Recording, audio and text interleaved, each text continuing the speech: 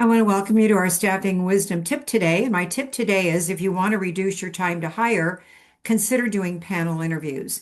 Panel interviews are not adding more people to your hiring process. What they will absolutely do is reduce the time it takes you to come to decisions and hire the right people. And you and I both know the top talent is on the market and off the market very rapidly. And so what panel interviews do is it gets everyone together. You have the person who's going to be this individual's direct report conducts the panel interview. So they ask all the questions. And the other two or three panel members are also people that will interact with this new hire, but they're not asking questions other than digging deeper on the original questions that the key person asked. So, they might say, can you give me an example of that? How many times have you done that? Have you run into any problems? So it's their direct report that's really asking the questions. And then the other two or three panel members are just digging deeper, getting more information, and really verifying that this candidate, in fact, can achieve the five performance objectives that you've determined up front. And that's also really important that you determine five performance objectives before you do a panel interview. What does this person have to accomplish in the first 6 to 12 months for you to go, God, best hire we've made in a long time? Then everybody is on the same page and you share those performance objectives with everyone that's going to supervise this person. And you tell the candidate, this is how you're going to be evaluated. This is what you need to achieve in the first 6 or 12 months in order for you to get extremely good evaluation from us.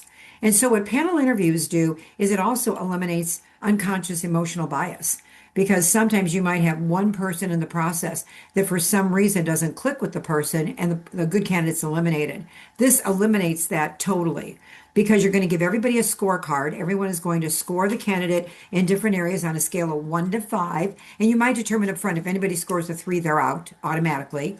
But you score them separately after each interview. Then the panel meets and decides, okay, is this a hire? Is this not a hire? The other thing that this prevents is that repetitive questioning. Too often, the candidates ask the exact same questions in the first interview, the second interview, the third interview, and they're wondering why you're not talking to each other.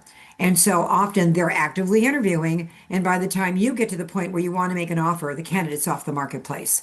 So if you want to reduce your time to hire, if you want to hire the best talent out there, the solution is a panel interview. And so I do hope that you consider this. If you want to present this to hiring managers, you have to show them how they're going to benefit by doing the panel interview, because obviously they don't want to do it because it's a new process that you decide they should do. But show them the benefit that you will hire better candidates. And it's been proven that when people do panel interviews, those candidates are retained and engaged at a much higher rate than people that go through the traditional hiring process. The statistics are there to back this up. It's just a matter, can you embrace it and can you show your hiring managers the benefit in doing this? You will fill more jobs, you will fill them faster with the best talent out there. I guarantee you will do that. So let's start doing panel interviews and please tune in on Monday for our next Staffing Wisdom tip. Have a great day. Thanks.